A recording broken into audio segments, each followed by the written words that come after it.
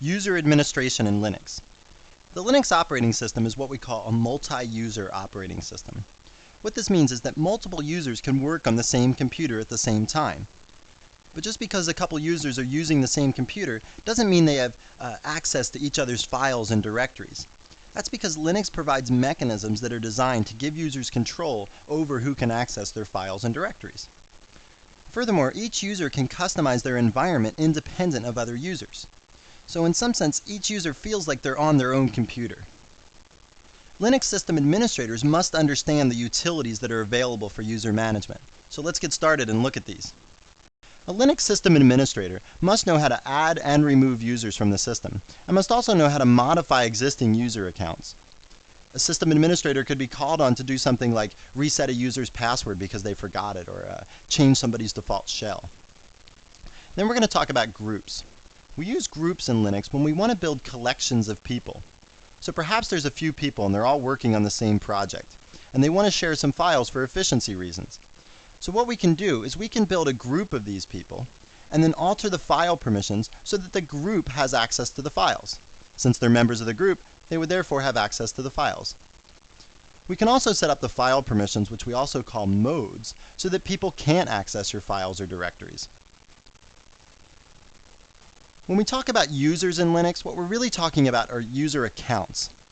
The set of attributes that we associate with an account are a username, which must be unique, a default shell, a default group, possibly an expiration date, and a few other things that we'll look at later. We already know about the special account, the super user account. This is the only account that can add, remove, and modify users in the system. The utilities that we're going to use to add, remove, and modify users are the user add utility, user del, which just stands for user delete, and user mod, which stands for user modify. These are all in the user sbin directory with a bunch of other system administration utilities. We can also set it up so that when we add a brand new user using user add, a bunch of default config files are copied into that user's new home directory. These files are copied from the etc skell directory. Skell just stands for skeleton. So in some sense, these are the bare bones config files that a user would need to get started on your system.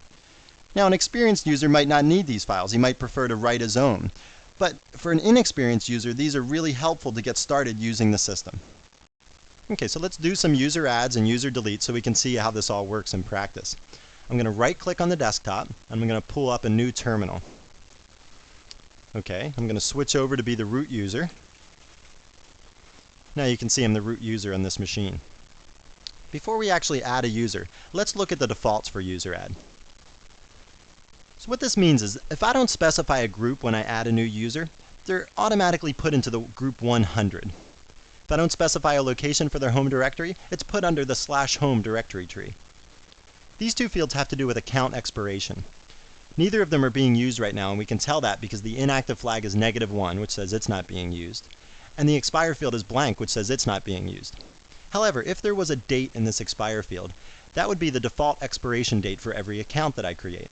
Now, when an account expires, all that really happens is the user is just disabled from logging in. All their files are still there, and the user still owns those files. They just can't log into the system. So you could unexpire an account or reinstitute an account, and when the user logged in, everything would be just like it was when they left. All their files would be in the same place, their configurations would be set the same, and everything else. Now, if the inactive flag was a positive number, that would be the number of days after the account expires that the account would be permanently removed from the system. All the files would be deleted, the user ID would be gone, everything would be gone. Here you can see the default shell is bash, and the default skeleton directory is an etc skell like we were just talking about. So let's add a user to the system. I'm going to add a user named Lisa to the system. Now what just happened there when I did this was two files were modified, the etc password file and the etc shadow file. Lisa's home directory was created, and a few configuration files were copied into Lisa's home directory. So let's see again firsthand exactly what happened. We'll go into the home directory tree and do an ls, and you can see there's a directory for Lisa now. I go into the Lisa directory, and I list all the files with an ls-a command, and you'll see all these user config files. The reason we know these are user config files is because they all start with a period or a dot. Okay, so these are all what we call dot files. Okay, if I do an ls-a on the etc skell directory, you'll see the exact same files in there. So these were the files that were copied from the etc directory because etc was the default skeleton directory. One thing that didn't happen when I did the user add is Lisa doesn't have a password still, and she can't log into the system without a password. So let's set a password for the user Lisa. And we do that with the password command. We say password Lisa. Note here that the root user is the only person that can change a password for someone other than himself. Okay, so I'll set the password for Lisa, retype it to make sure I did it right, and you'll see everything's been updated successfully. So now Lisa can log into the system and use her account. Now let's go up and look at the etc password and the etc shadow files.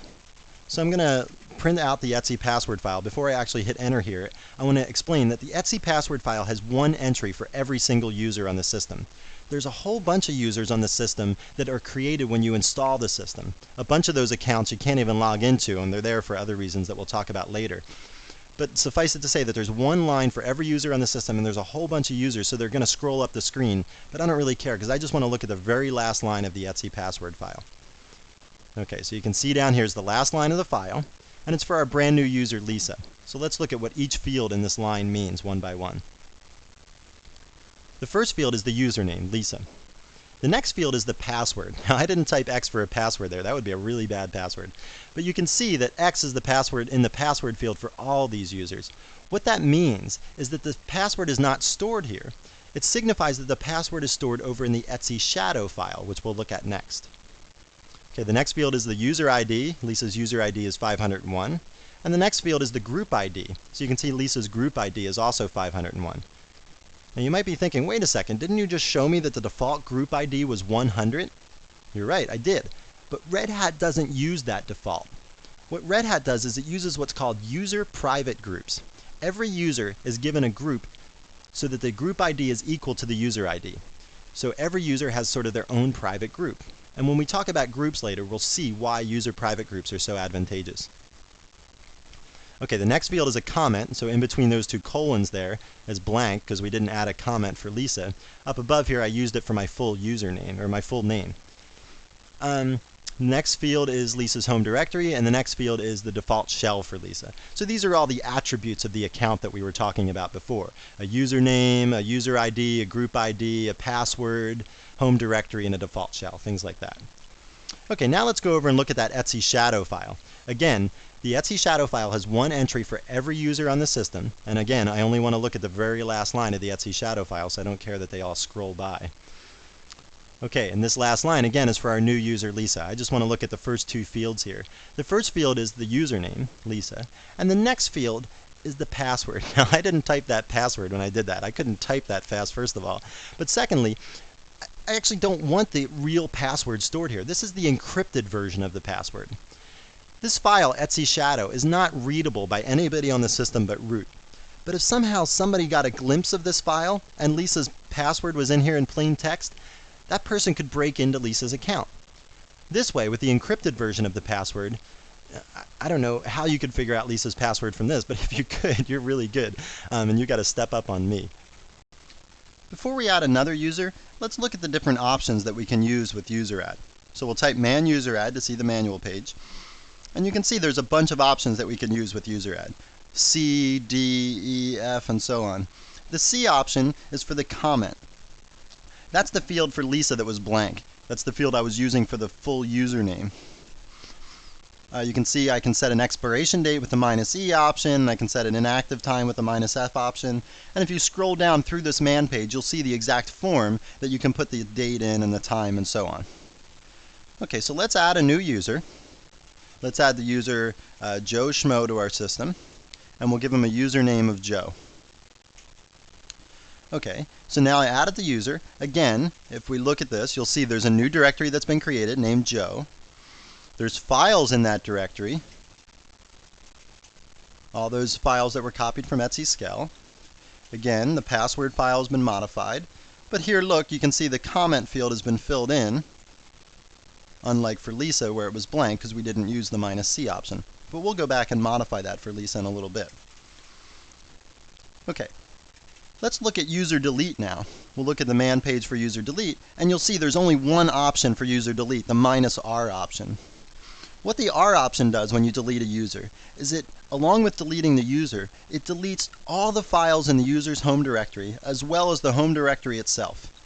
Files that are other places on the system besides the user's home directory that user owns are not deleted. You'll have to go and look for those manually, and we'll learn some tricks for that in a few lessons. Okay, so let's do a user delete with a -R option on Joe. Okay, now if we do an ls, you'll see the Joe directory is gone again. If we cat the etc password file, you'll see there's no entry at the bottom anymore for Joe. The last entry is Lisa again. And Joe is now removed from the system. Another command that's useful to know is the user-mod command. We use user-mod when we want to modify an existing user's account. If we do a man page on user-mod, you'll see that the options are practically identical to those used in user-add. The only difference is that in user-mod you can change the login name of the user with the -L option, but everything else is the same. We use the -C option for a comment and the -E option for an expiration date and so on. So let's quit out of the man page with a Q, and let's modify Lisa's account. Let's add a comment. So we're going to add Lisa's full name here to the user Lisa. And now if we look at the etc password file, you'll see that the comment field is filled in with Lisa's full name. Let me show you a little trick to use so that you can change a bunch of people's passwords at once. Let me add some users. I'm going to add the user Alice, and I'm going to add the user Bob, and then I'm going to add the user Candy. The only way right now we know how to change the user's passwords is to type password Alice, type the password, and then type it again to confirm it, and do the same for Bob and Candy and so on. Well, that would get old pretty fast if this list was 100 long instead of 3 long. So what I've done is I've created a file. I've called mine pwlist. In this file, it contains a username followed by a colon followed by the password for that user, and it has a line for each user that I want to change their password. Then what I can do is I can type chpasswd, change password, type a less than sign, followed by the name of the file where I have those list of passwords. So I do that, and now all the user's passwords have been changed in one swoop. Here's the trick, or here's the danger, is that all these passwords are now stored in plain text in this file pwlist.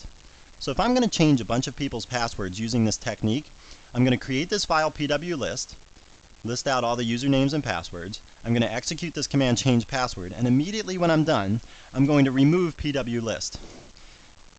Even though pwlist is in root's home directory and is not readable by anybody else, if somebody did get a glimpse of it, they would have the user's actual password. Right now, since I've removed pwlist, the only place that the user's password is stored is in the etc shadow file, and in there it's stored in an encrypted form, so that's pretty safe. So now let's talk about groups for a little bit. First thing you should know is that there's a file called etc group. In this file is a list. Every line is a separate group in the system. Let's look at this line, the Lisa group. The first field in each line is the name of the group, Lisa. The next field is the password. Again, X signifies the password's not stored in this file, it's stored somewhere else.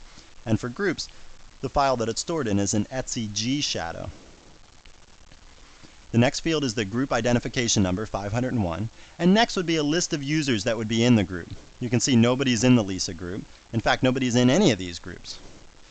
Let's go into Lisa's home directory and talk about something. If I do a long listing of all the files in this directory, this column lists the owner of all these files. And you can see all these files are owned by Lisa, except the ... which is the directory above us, and that's owned by root. Same goes for group. Every file but the ... directory is owned by the group Lisa. But since nobody's in the group Lisa, this is sort of meaningless, right? Because nobody's going to be able to access these files based on group membership because nobody's in the group Lisa.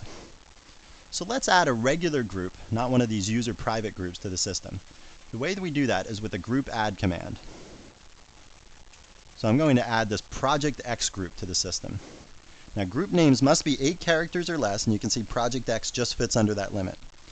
However, on Red Hat, if I want to add a regular group to the system, instead of one of these user private groups, I have to use the -R option. On other systems, you can just say group add project X, but for those that use the user private groups like Red Hat and Mandrake, you should say group add -R project X. what that will tell the system is that I want this group to have an identification number under 500. The ones 500 and over are reserved for the user private groups. So to add the regular group, we use the -r option. And then if we look in the etc group file, you'll see that Project X has now been given a group ID of 11. Now let's add some users to this Project X group that we just created. One way that we can add users to a group is to use the user mod command with the capital G option. Then we list all the groups that we want the user to be a part of, and then we list the username. So this says, make Bob a member of the Project X group. Now if we look at the etc group file here, you'll see that Bob is listed as a member of the Project X group. Let's add Candy to this group too. We'll do the same thing. We'll say user mod, capital G, Project X, but this time we'll say Candy. And now we'll look at the etc group file again, and you'll see that both Bob and Candy are listed as members of the Project X group. Let's add a new group to the system. We'll say group add, don't forget the -r option so it's not a user private group, and we'll say Project Y as our new group name. Now say I want to add Bob to this Project Y group, but I want to also keep him in the Project X group. If I'm going to use the user mod command to do this, I'll use the capital G option again, but like I said, you have to list all the groups that you want the user to be a part of. So I've got to list the Project X group, even though he's already in that group. This list is not a list of groups that I'm adding him to. This is a list of all the groups that I want this person in. So I forgot the Y here. But if I do that, now Bob will be a member of the Project X and Project Y groups. I do that, and then I look at the etc group file, and you'll see that Bob is a member of both the Project X and Project Y groups, and Candy's still just a member of the Project X group. Now what's a little bit tricky about using user mod to add somebody to a group is you've got to know all the groups they're currently a part of, so that when you do the user mod command, you don't accidentally remove them from the group by just omitting that group on the command line. So to know what group someone's in, you use the groups command and you say groups Bob. And this lists all the groups that Bob is in. So here's the username Bob. These are the groups that Bob is in. Bob's in the user private group Bob. He's in the group Project X, and he's also in the group Project Y. Now notice, he's in this group Bob, the user private group Bob, no matter what. I don't have to put that group on the command line when I add him to other groups. But I do have to put all these other groups. If I skip one of those groups, then he will be removed from that group, and that's probably not what we want. So you want to make sure you know all the groups that someone's in before you add them to a new group with the user mod command. Let's talk about file permissions, which are also called modes, for a little while. There's separate permissions for 3 classes of owners on every file and directory in the entire system. The 3 classes of owners are the user owner, the actual owner of the file, the group, and others. This is everyone else on the system.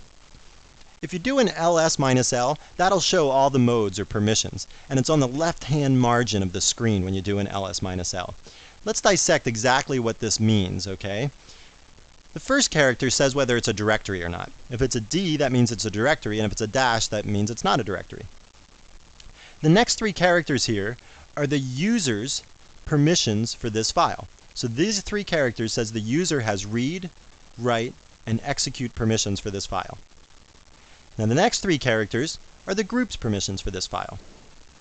Okay, so the group has read and execute permissions for this file. And you can probably figure out that the last 3 characters are for the other class of owners. So this is for everyone on the system. So this says everyone on the system can read this file. So only the root and the owner can change modes. This is probably good, right? Because you don't want someone else to be able to come into your directory and make your files unreadable to you. Okay, so let's talk about how to change file permissions. We use the command chmod, and it has 2 formats. The first format is a symbolic format. In the symbolic format, we use the characters U, G, and O, which represents the user, group, and other classes. And we represent read, write, and execute with R, W, and X again. So if we want to add write permissions for the group class, we do this. We say chmod G plus W for this file name. This adds write permission for the group for this file. We can also do things like G plus RW. That would add read and write permissions for the file. We could do something like G minus W. That would take away write permissions for the file. So we use plus to add and minus to take away. We can also set permissions outright with the equal sign. When we use the equal sign, the permissions that we specify are set and all the other permissions are erased. So in this case, we're saying UG equals RW means the user and the group will both have read and write access to this file. There will be no access for others, and there will be no execute access for either user or group. When we use the equal sign, we set the permissions outright, and all the other permissions are erased. Now we can use the other mode too, which is like the binary number mode, or the raw mode, some people call it. In this mode, we use the change mode command again, and we give it a 3-digit number. This 3-digit number, each digit represents a different class of owners. Okay, this is the user, this is the group, and this is the other. Okay? To understand this though, we have to do a little quick review of binary numbers, okay? So let's do a little quick review down here in the corner. Okay. Just like in decimals, each place in a binary number system has a value. In decimals, this is like the ones place, the tens place, and the hundreds place. Well, in binary, this is the ones place, this is the twos place, and this is the fours place. Okay? So a number like 101 in binary equals what in decimal? Well, it's equal to 4 plus 0 plus 1, which is equal to 5. Okay? What about 111? What's that equal to? Well, that's 4 plus 2 plus 1, which is 7. Okay, what about 011? What's that equal to? Well, that's equal to 0 plus 2 plus 1, or 3. What about, let's go the other way. What about the number 4? What's that equal to? Well, that's equal to 4 plus 0 plus 0, so that's equal to 100. Okay? So it's just like decimal. Each place has a value, the ones, twos, and fours place. The only digits you can use in a binary system, though, are zeros and ones. It doesn't make sense to have the number 2 there. That's not allowed in binary, right? You can only have zeros and ones, and these are the values of the places. So now let's go back and see how this all works, okay? So like we said, each digit represented a particular class of owners. And here's the string that would result from this change mode command. Now, why is that the case? First, let's remember that this character here just says whether it's a directory or not. Change mode can't change whether it's a directory or not. It can only change the permissions, the read, write, and execute permissions on the file or directory. Okay, so this says the user has permission 7. Well, what's permission 7? Well, the 7 in binary is 111. So what that says is that all the characters are being used. We use read, write, and execute permissions. Think of the characters as being ones and the dashes as being zeros. Okay, and then this will all make sense. So we have user permission 7, that's 111, or read, write, and execute permissions. The group has permission 5. What's 5 in binary? Well, that's 101. Okay, so we say 101. That says the group has read and execute permissions, but does not have write permissions. Okay, zeros are permissions that you don't have. So the other class has permission 4. What's 4 in binary? Well, 4 in binary is 100. So we say 100. That means that the other class has read permissions but does not have write or execute permissions. Does that make sense? You know, if you don't like to use this, it doesn't matter. You never have to use this mode, actually. You can always use the symbolic mode to do your change mode operations. I use this mode because it's a little bit more succinct, but it is a little bit more terse for beginners to understand. Okay, last I want to talk about directory permissions. For a directory, it's a little bit different than for a file. It's pretty understandable. For a file, if it has read access, that means that you can read it. If you have write access for a file, that means you can write it or edit it. And if you have execute permission for a file, that means you can run it like a program. Well, for a directory, it's a little bit different, okay? The execute permission for a directory, that means that you can enter the directory, all right? But if you only had execute permission for a directory and you didn't have read permission, like you could go into the directory, but you couldn't see any of the files. So the 3 most common modes you'll see on directories are RWX, RX, and just dash, dash, dash. RWX means you have full access to this directory. Okay, you can go in there, you can create files, you can edit files, you can do whatever you want. The RX means that you have some limited access. You can enter the files and you can read them, but you can't write them. And if you have dash, dash, dash permissions for a directory, that means you don't have any access for a directory and you shouldn't go in there. But the tricky part about directory permissions or directory modes that confuses a lot of beginning users is that the directories and the file permissions are both working simultaneously. So if you're going to set it up so that you can go into a file or go into a directory and read some files, you have to have the ability to go into the directory. So you have to have at least R and X permissions on the directory. But you also have to have read permissions on the actual file that you want to read. If you have R and X permissions on a directory, but no permissions at all on a particular file, then you still can't read it. Okay, so the directory permissions and the file permissions are working hand in hand, and you need to have both working in your favor to have access to a file or a directory. Now that we've learned all about file permissions and groups, let's tie them all together so that we can have people in the same group share directories and files. Okay, Bob has a directory under his home directory, and it's called Proj.X. He wants to share the contents of Proj.X with everybody in the Project X group. Okay, so how can he do it? Well, he's tried to do it. Let's see what he's done. ls-l on the directories here shows that Bob's directory is owned by the group Project X, and furthermore, the group Project X has read and execute permission on Bob's directory. That means everybody in Project X should be able to enter Bob's home directory. So let's just go in and see how he did it in here. So inside here, he set up the projects directory, which is the directory he wants to share. He set that up so that the group Project X has ownership, and furthermore, they have read and execute permission on that directory. So again, everyone in Project X should be able to go into this directory and set it all up. Now let's go into Projects. See what he did in there. Well, now in there, he made a mistake. He set up plans, this plans file that he wants to share, so that it's owned by the group Project X, but over here he hasn't given any permission to the Project X group. Okay, so we can change that so that it does have group read and write permissions. So we'll say group add read and write permissions for the file plans. Okay, now if we look in there, we'll see that plans is readable and writable by everybody in the group Project X. So let's switch over to be the user Candy, who's also in the Project X group. And here she is in the Project X directory. She can list plans, she can cat the plans file, and so on. So this is the way you have to do it.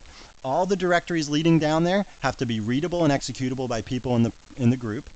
And furthermore, if you want them to have access to the files themselves, you have to set the files up so that they have read and write access, or maybe you just want them to read your files, so they would just have read access in that case.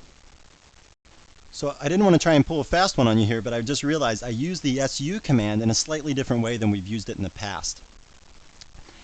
Typically, we've used su to turn into the root user. Really, what su stands for is not super user, but switch user. So here, if you don't give su any parameters, if you don't give it a username, then it tries to switch you to the root user, and you have to have the root password to do that.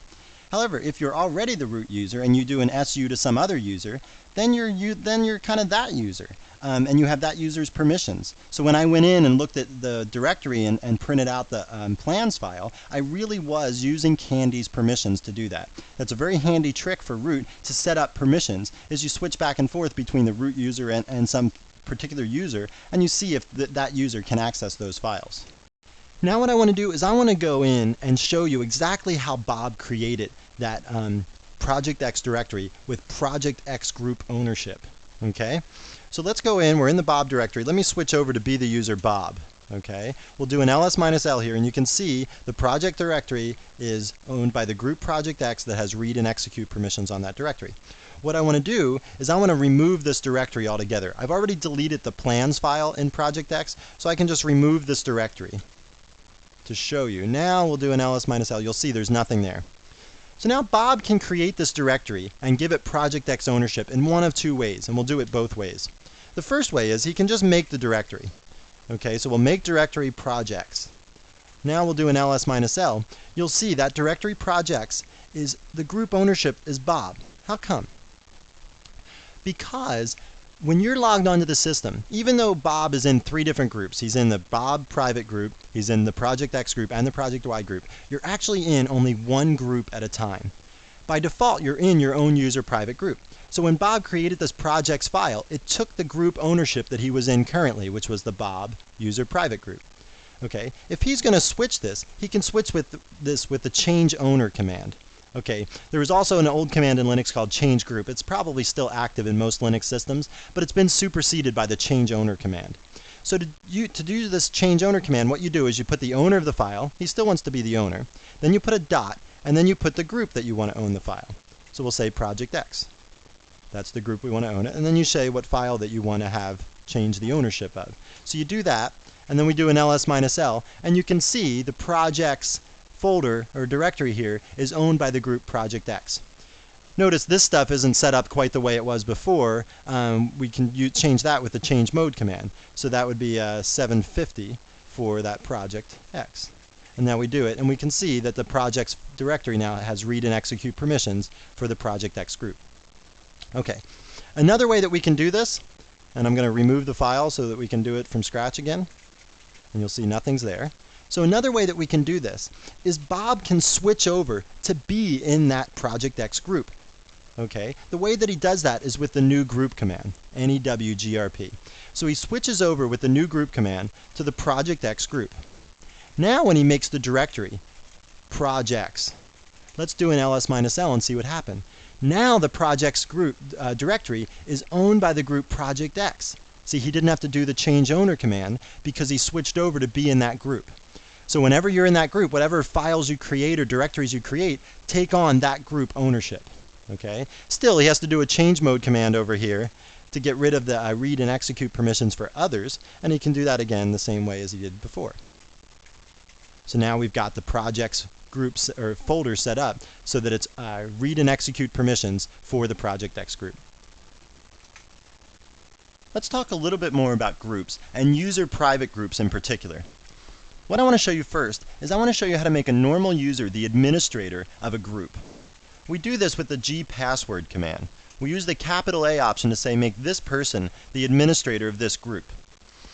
Now when I do that, now Bob can add and delete users from the project X group as he sees fit. Let me show you how to do that. Let's switch over to be the user Bob. Now he can add somebody to the group project X now with the lowercase a option. A stands for add. So he can add the user Alice to the project X group. And there it says adding user Alice to the group project X. He can also take somebody out of the project X group. He could say delete Candy from the project X group. And now it says removing Candy from the group project X. And if we cat the etc group file, you'll see now that Candy is not in the project X group, but Alice is.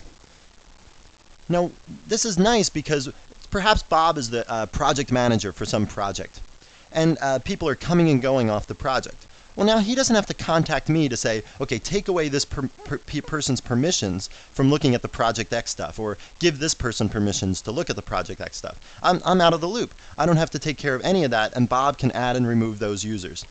By making someone the administrator of a group, you're not giving them privileges to do anything else on the system. All they can do is add and delete users from a particular group. Okay, let's stop being Bob here, and we're back to root now. Okay, let's talk about this group administrator idea in combination with user private groups. Let's go into the Candy directory and look at this. Candy's got this file, it's called diary. And right now, the file diary is readable by everybody on the system, and it's also readable by everybody in her group. But nobody's in her group except for herself, because it's her user private group. Well, if I make Candy the administrator of her user private group, now she can do whatever she wants in terms of adding and deleting users from her user private group. This file diary she has, she doesn't want everybody on the system to be able to read this. The only person she wants to be able to read this file is her friend Alice. Okay, so let's switch over to be the user Candy. And what she can do now is she can add Alice to her user private group. So now Alice is in Candy's group. She can also take away read privileges for others on her file diary.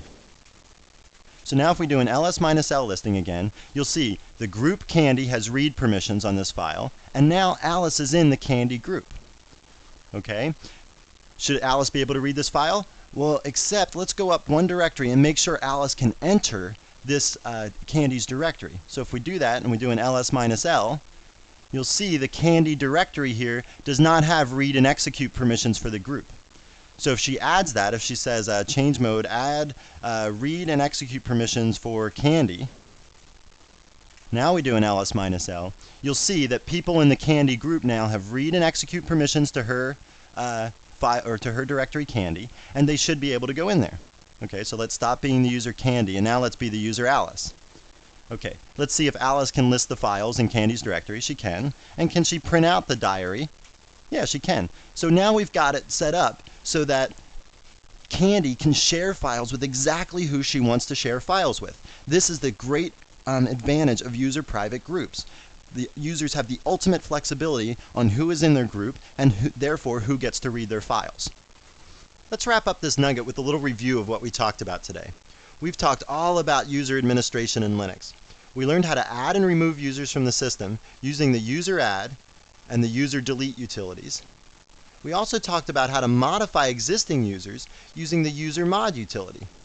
Remember, we used the user mod utility with the capital G option when we wanted to change the groups that a particular user was in. We also learned the group add command. The group add command with a -R option added a group that had an ID number under 500 when we wanted to add a group that was not a user private group. We talked about the gpassword command. We used the gpassword command with a capital A option to add an administrator for a group, with the lowercase a option to add a member to the group, and a lowercase d option to delete a member from the group. In our discussion of file permissions and modes, we learned the change mode command to change the permissions on a file, and we learned the change owner command to change the ownership of the file, either the actual owner or the group ownership of the file. And remember, one of the big picture concepts we talked about today was this idea of user private groups. At the end there, we set up Candy so she had ultimate flexibility on who could read her files and enter her directories because we made her the administrator of her own user private group. Well, I hope you found this nugget informative, and thanks for viewing.